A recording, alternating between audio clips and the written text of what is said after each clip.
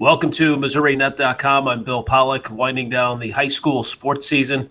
Just two sports left. We've got soccer on the girls' side. Their Final Four and state championships are wrapping up, and we'll talk about them in a moment. And then baseball, and that's where Jason West, the communications director from MSHSAA, is at today from the press box in O'Fallon. Are you going to have a nice day today, Jason? Going to stay away from rain and get these games in? I think so. We had a nice little shower come through about 5 o'clock this morning, so still trying to get the field ready for our first game, but luckily we got the tarp down in time, and so that's always a good thing for baseball and softball. So what happened with the weather? It kind of threw a wrench into some things. No third-place games, and some games were pushed back and delayed. Yeah, we were supposed to start on Monday, and a little storm cell popped up that looked originally like it was going to miss us here at O'Fallon, and the cell decided it wanted to watch some baseball. Didn't really understand the fact that we couldn't play baseball while it's lightning and thundering. So got 3 outs in on the first game of the day on Monday, and had to push everything back till Tuesday. And in order to keep the schedule for the remaining games of the week, ended up having to cancel the third place games. So yesterday we had the 2 semifinals for Class 1 and the 2 semifinals for Class 2. This morning we'll have the championship game for Class 1, followed by the championship game for Class 2, and then everything else the remaining of the week will be as originally scheduled. So the game that was affected on Monday, that was Bell City and Silex. Is that correct?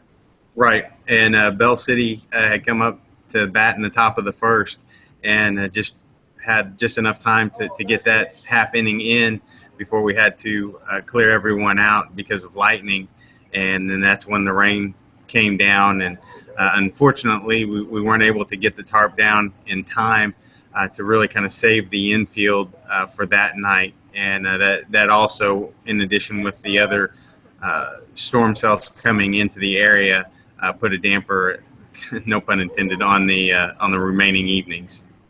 Well, Silex jumped out to they scored 4 runs in the first inning. They were up 4-0, and then Bell City came back and nibbled away and chipped away, and they ended up winning 5-4 to get to the championship game. Yeah, that was very interesting. Bell City didn't really answer the bell to start the day on Tuesday, but once they got their bearings and understood that they were playing baseball, really turned it around and ended up coming back for the 5-4 win. And then New Covenant Academy, they beat Northwest Hughesville 5-0. Their starting pitcher, Cody, how do you say his last name? Milan? Fortunately, I'm not on the PA this weekend, so I didn't get those classes on the pronunciation, so I'm not even going to try it. All right, we might be chopping this up, but the kid threw 104 pitches. I'm looking at the box score here. 4 hits, 4 walks, 5 strikeouts. So he pitches a shutout, and now those two teams meet. And that's is that the first game today now, the Class 1 championship? That is correct. It'll be Bell City and New Covenant, and the New Covenant pitcher actually, according to the numbers we received, I believe has given up an earned run all season. And oh, wow. He really had the control going yesterday, and was really outmatched the bats at Northwest Hughesville, who weren't too shabby themselves, but he was really in control from the onset of that game. He's like the Jake Arrieta of Missouri High School, him and Clayton Kershaw. All right, we're going to have to figure out that kid's name then and get his pronunciation correct. All right, and then you've got the Class 2 finals today and a couple of good semifinal games there as well.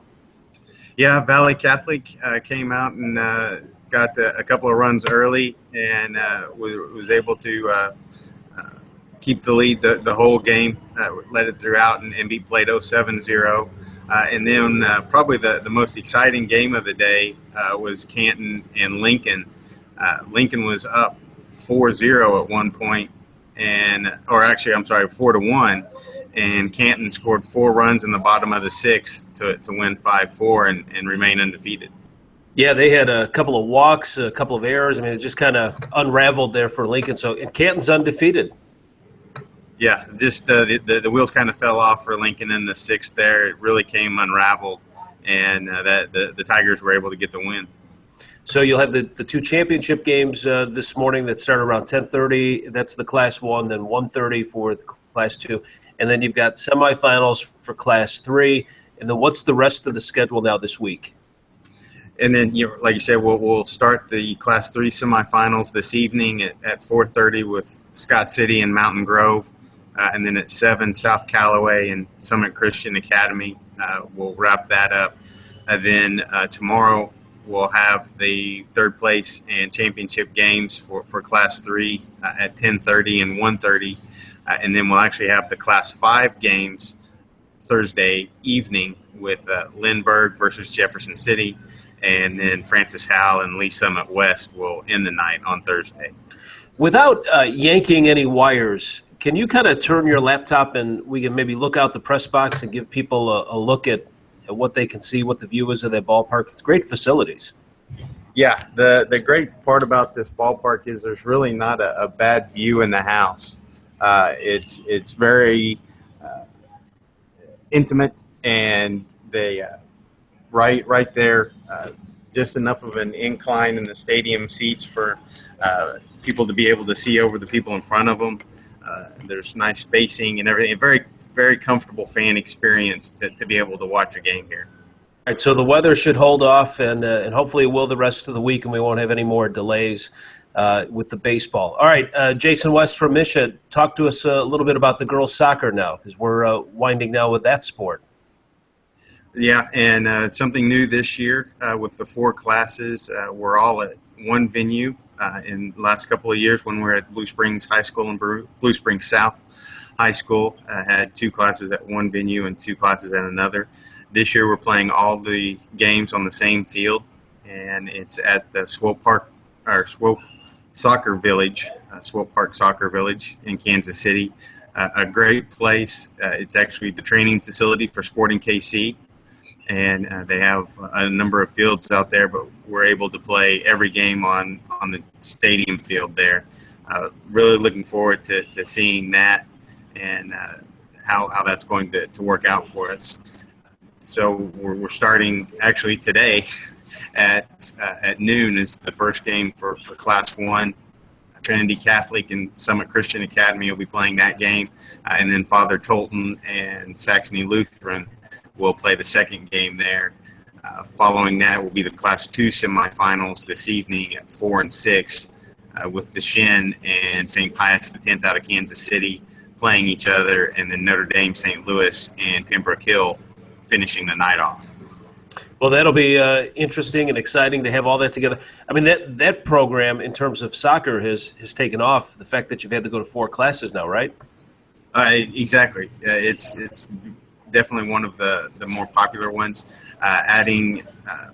It seems that a lot of schools, when they added artificial turf on their football fields, that's really opened up the number of opportunities they have for their students to participate in activities. And one of the activities they've added has been soccer.